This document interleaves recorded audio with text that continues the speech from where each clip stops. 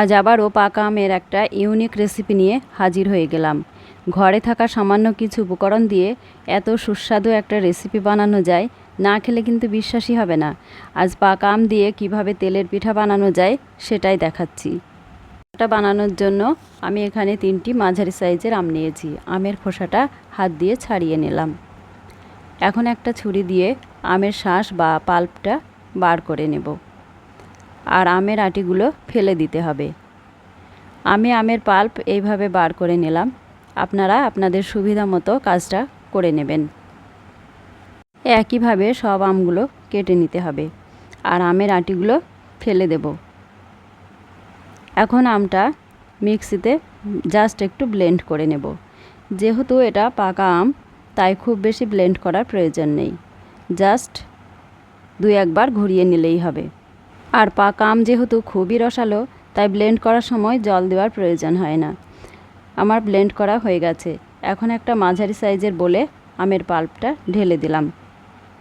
আর মিক্সিতেও বেশ খানিকটা আমের পাল্প লেগে আছে, তাই অল্প একটু জল দিয়ে ধুয়ে নিলাম। আর মিক্সি ধোয়া জলটাও এখানে দিয়ে দিলাম। আর দিয়ে দিলাম 1/2 কাপ সুজি। সুজিটাও নাড়াচাড়া করে মিশিয়ে নিলাম। এখন দিয়ে দিচ্ছি একটা ডিম। এই ডিম আর আমের মিশ্রণেই ব্যাটারটা রেডি করে নিতে হবে। এতে আবার খুব বেশি জল দেওয়া যাবে না। এখন দিয়ে দিলাম 1/2 কাপ চিনি, 1/2 চা চামচ লবণ আর সামান্য একটু এলাচ গুঁড়ো। এখন সব কিছু ভালো করে মিশিয়ে নিতে হবে। একটু নাড়াচাড়া করে চিনিটাও গলিয়ে নিতে হবে। এখন দিয়ে দিচ্ছি ময়দা। ময়দাটা কিন্তু একবারেই দেব না, অল্প অল্প করে দিতে হবে। অল্প অল্প করে ময়দা দিয়ে আমের মিশ্রণের সাথে মেশাতে হবে। আমি টোটাল 1 কাপ ময়দা ইউজ করেছি। আপনারা প্রয়োজন মতো বাড়িয়ে বা কমিয়ে নিতে পারেন। আমের মিশ্রণের সাথে ময়দাটা খুব ভালো করে মিশিয়ে নেব। এইভাবে নাড়তে নাড়তে ময়দাটা মিশে যাবে আর ব্যাটারও রেডি হয়ে যাবে।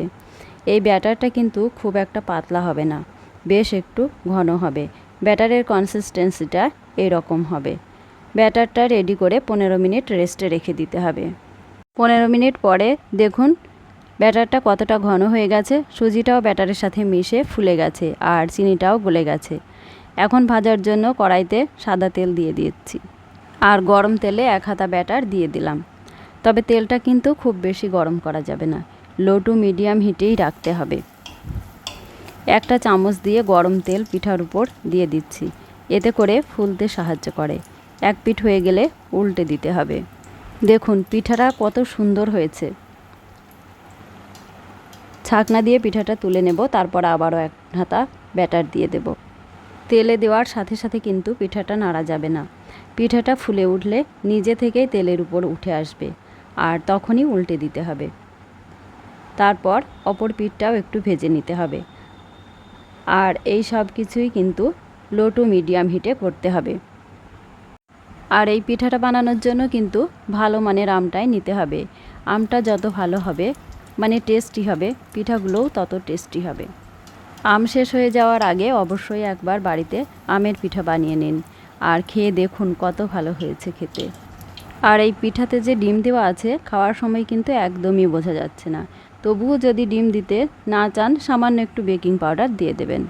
রেসিপিটা ভালো লাগলে চ্যানেলটা সাবস্ক্রাইব করে পাশে থাকার অনুরোধ রইল। সবাইকে অসংখ্য ধন্যবাদ।